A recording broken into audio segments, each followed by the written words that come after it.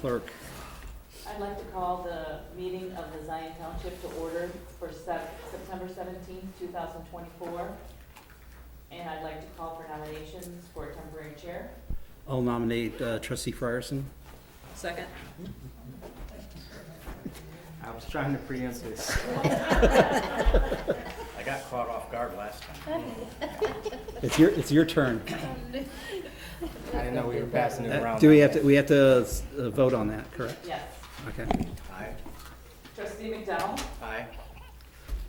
Trustee Holmes? Aye. Trustee Fisher? Aye. Trustee Ferguson? Come on up. You get a chance to use the gavel and everything. Oh, thanks.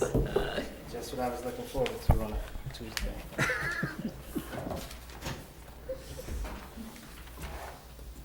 I have to reorganize myself.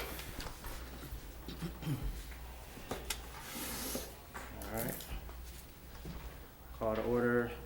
Roll call. Trustee McDowell? Here. Trustee Holmes? Here. Trustee Fisher? Here. Temporary chair Frierson? Here. Chairman Neal?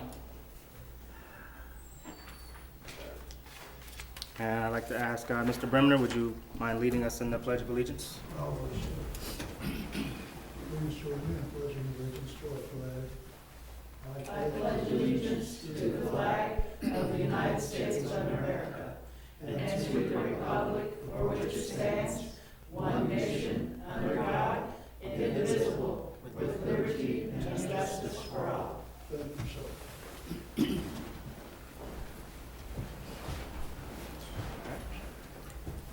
Next up, I'd like to see if there are any agenda changes.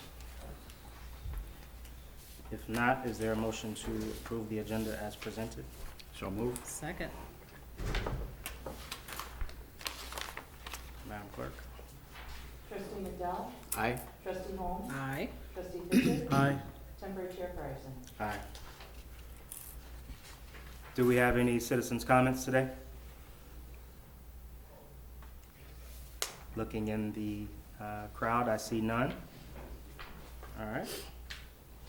And approval of minutes of the regular meeting held on August 20th at 6 p.m. I'll make a motion to approve the minutes. I'll second. Any discussion? Madam Clerk? Trustee McDowell? Aye. Trustee Holmes? Abstain. Trustee Fisher? Aye. Temporary chair Frierson? Aye. All right, and next up is item number 7, authorizing bills for payment for the month of August. Do we have a motion to approve the bills for August? I'll make a motion to approve the bills for August in the amount of $151,544.15. Second. Third. Any discussion? You'll note in front of you, there should be a listing from Ms. Usher. I'm sorry, I forget your title now. C-O-O. COO Usher, just indicating that the balance for this month was in line for IMRF. Thank you very much for providing this. It's very helpful. No further discussion. Madam Clerk? Trustee McDowell? Aye. Trustee Holmes? Aye. Trustee Fisher? Aye. Temporary chair Frierson? Aye. Item number 8 is the CEDRA grant update. COO Usher. We are at the second phase, and our deadline to submit the full application over again is October 28th, which will cover July 2024 to June of 2025 in the amount of $246,302. So once we get 246,302. We just need to go over all the items that is required for us to submit again, and I have everything, I would say 80% ready to submit. Being that this is the second time around, is the process getting any easier? Is there more structure being provided from DCEO or? There is, some different steps that I have to take that I didn't take in the beginning. Okay. So those are just, taking me a little more time to fill out the questions and, get more signatures from Supervisor Neal. Got it. And if you know, do you have any updates on any of the other taxing bodies? I do not. Thank you. I think we're still number one. Yep. That was my last update as well. Commissioner, Yes. I asked, my sister's visiting from Arkansas and has no idea what this is about, and I'll bet there's people watching that might not know. If you could explain a little bit what CEJA is and. Certainly. I may mess up the acronym, but CEJA, C-E-J-A, Clean Energy and Jobs Act. It was legislation passed by the state of Illinois to compensate. In our particular case, it was a grant that was allotted for us to compensate for the spent fuel rods that are down on our lakeshore. So the city of Zion has been fighting for, I believe, at least the last 10 years in terms of trying to recoup some of that funding initially with the federal government. That is still in pursuit, but hasn't been as fruitful. So in the meantime, we had some folks within the city of Zion as well as some other legislators who worked for it with Illinois so that we were able to recoup some of that funding. Does that help? Any other questions or thoughts on that, or any other the trustees want to weigh in? It's a good explanation. All right. Yeah, that pretty much covers the basics. Okay. And I'm sorry, did you say the other taxing bodies are getting it to her? Are you, other taxing bodies are getting a share as well? So yes, the formula is, I believe the total amount is $15 million. That is per year. However, that is divvied up based on the percentage of each taxing bodies and how much they would levy for taxes. So the portion for the township is what was stated by COO Usher. And then that would extrapolate out to all of the other taxing bodies. Thank you, Trustee Holmes. All right. Any other discussion related to CEJA? All right, then moving on to item number 9, independent study of Illinois property tax system. I believe this is Trustee Holmes. Thank you. So I just happened last month to get a notification on my phone regarding this article that is titled "New Law Calls for Independent Study of Illinois Property Tax System." In essence, they are, like it says, doing an independent study, evaluating. The law will allow Illinois Department of Revenue and Department of Commerce and Economic Opportunity to evaluate the fairness of property taxes across the levy, assessment, appeal, and collection process. Maybe Assessor Davis has more information about it, but we don't know. It's not solid. We know how that works. But Yeah, so we got the same word that this is just something in the works. We really haven't gotten much more on it because it's in the beginning processes.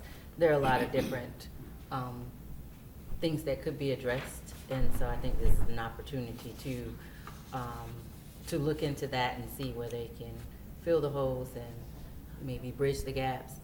We were told that they will be reaching out to different offices in different areas of the state for information, so we would just need to be on standby if they chose us to be able to provide that information.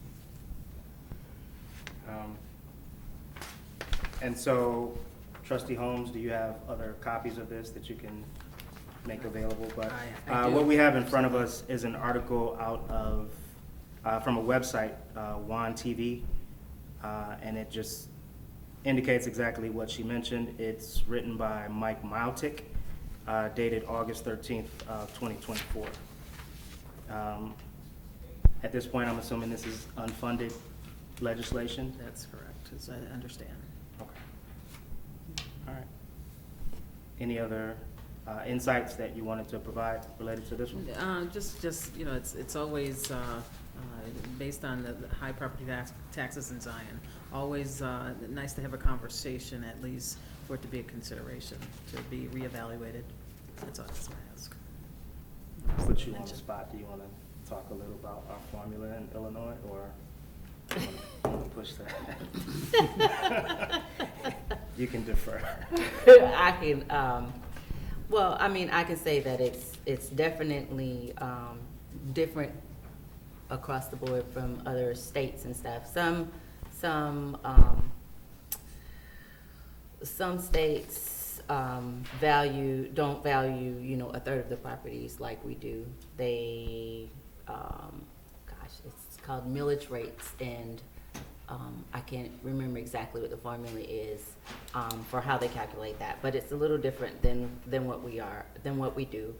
And we even have a different cycle than like Cook County. Cook County is separate from us because they do their, reevaluations, I wanna say every 3 years. They have a few things that are different from the way that we do them. So that may be another reason why they're looking to address this, just to see if it could be across the board for, you know, all townships. I'm not sure, but it's definitely something that would be good to look into, because there are a lot of different things that have been questioned at different levels. Like, we do things here at the township level, and then if a taxpayer is not happy with that, they go to Board of Review, which is, you know, our appeal process time.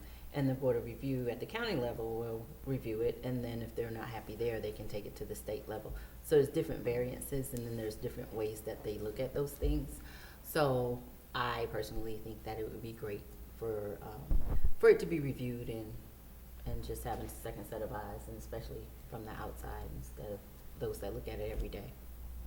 And for Illinois, it's also true that a large portion of our taxes are for school funding. And so Correct. anything done to lower taxes would probably need to look into that formula model as well. Absolutely. So, okay. All right, if no other discussion, thank you, Trustee Holmes. We will move into item number 10 for the assessor's report. Okay. Just a reminder that the final installment was due on September 5th for your property taxes. If you are one of those people that just so happen to be late, there is a 1.5% fee in addition to your amount due. But I would say please contact the treasurer's office for full details of how and where to make that payment, and to get the exact amount before you make that installment, since it is late at this point.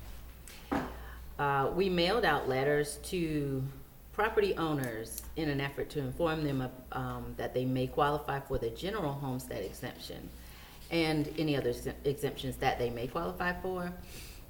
So I know I've seen some things out on social media, and I've had some people call in our office and say, is this a hoax? Is this a scam? And we're like, no, we're actually reaching out to you to let you know that there's possible property tax relief that you may qualify for. So we've had quite a few people that have called, and we've had a few people that we've been able to help because they did not know that they were entitled to it. And especially, we wanted to do that because we have a lot of new homeowners with all of the sales in the last few years, and not every homeowner is educated. The general homestead does not automatically get put on your property. You have to apply for it. And so in an effort to reach out to those people so that they can get that tax relief if none other, because like I said, there are other exemptions that people can apply for. So we just want to say contact our office. The letter does refer to you to the county website if you are computer savvy, but if not, we can help you in our office to get the application completed, or those applications. We publish our blue notices, our assessment notices, on Thursday, the 19th. And our township factor this year is the 12%. And this is due to the increased values over the last 3 years, and because we've had such a huge gap in our values versus the sales prices that have come through. There were some neighborhoods that also were equalized in addition to that. So I'm sure we'll be getting some telephone calls or emails and things like that, but we'll be glad to make sure that we look at each and every one and go over those with you. September 27th is National Assessors Day. So I'm expecting any gifts. No, just kidding. Just thought that was a nice little gesture a nice little holiday to put out there to you guys. In the community, we attended the annual Mayor's Prayer Breakfast and the Labor Day Parade, which was a huge success once again. Thank you to all of those that played a role in that. And we also participated in the Back to School Bash at Zion Benton Township High School. And that is my report. Any questions? Thoughts? Two things. The homestead exemption recently was increased, correct? It was recently increased, so it is at $8,000. And the senior homestead exemption is now at $8,000. So those are two things that, is that much more of a benefit, and that's another reason why we want to make sure that everyone is receiving that who is eligible for it. And I want to put this out here again because I found that a lot of people still get it mixed up or get it confused. We have a senior exemption. So if you turn 65 or when you turn 65, you qualify for the senior exemption just because of your age. And then we also have an income qualifying, so low income qualifying senior freeze exemption, and that's based off of your household income. And you can call our office and we can give you the specifics of that, but there are two different exemptions for seniors, 65 and older. So I want to make sure that that is very clear, because a lot of people hear the freeze or the low income, and if they know they're not in that range, then they just walk away. But when we did the senior resource fair that Miss Sandra put together this year, I took my laptop because people will say, yeah, I got it, or I don't qualify for that. And so I took my laptop and I said, let me just pull up your information and make sure. And I found that there were people who didn't have it and they didn't know. And so they came to my office and we got them taken care of. But I just want to make sure that I put that out there again. And we'll start sending out letters at the beginning of the year for those that have the senior freeze, because that's an annual renewal. So we'll be sending those out. But we have no way of determining when someone turns 65. So if you know of people that are in that age group that would need this information, then please have them contact our office. And last thing, is it true for a first time or for a home buyer that they need to wait one tax cycle before they're eligible for homestead, or how does that As long work? as they own the home after January 1st, then they can apply. Okay. Thank you. All right. Next up, we have supervisor's report and announcements. So we have board-specific issues. Levy recommendations will be brought to the board in October to be voted on in November. Mention of the independent study of the Illinois property tax system, which we reviewed. Review of the Zinnia and Monarch Festival and the B's 2 financials. I believe you all should have received that in your packet. Mhm. Supervisor Neal is on vacation, so you have me this evening. And she'll be out on medical leave from September 26th to October 22nd.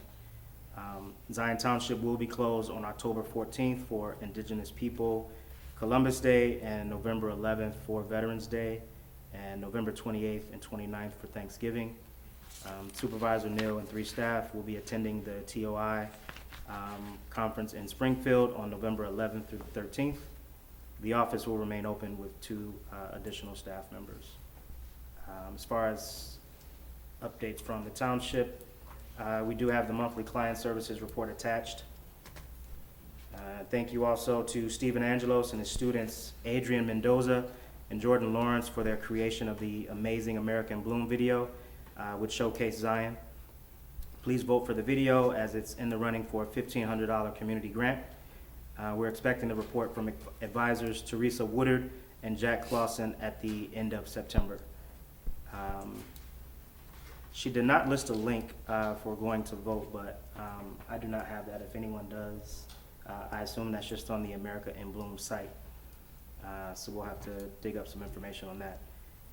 And since the foundation tour on July 26th, the Spongin Family Foundation has reached out to meet with the District 6 Middle School, their team, and new superintendent Julius Lawson. The Lake County Community Foundation providing funding for the Art Alley mural signage, and then more to come. And then since the August meeting, so many wonderful events have taken place here within Zion. We have the annual Zinnia and Monarch Festival in Bees 2, the Labor Day Parade, the Zion Arts Alley ribbon cutting, the Lagoon Glow, and for the month of September, we are hosting Friday night movies in the park. And thanks to all those who made those events a success. And then lastly, as a part of the Zinnias for Zion strategy to enhance the image of Zion, mark your calendar for Lake County Joy Summit on January 25th, 2025, which will be held at ZBTHS. And then also mark your calendar for next year's Monarch Festival, which will take place on August 16th through 17th.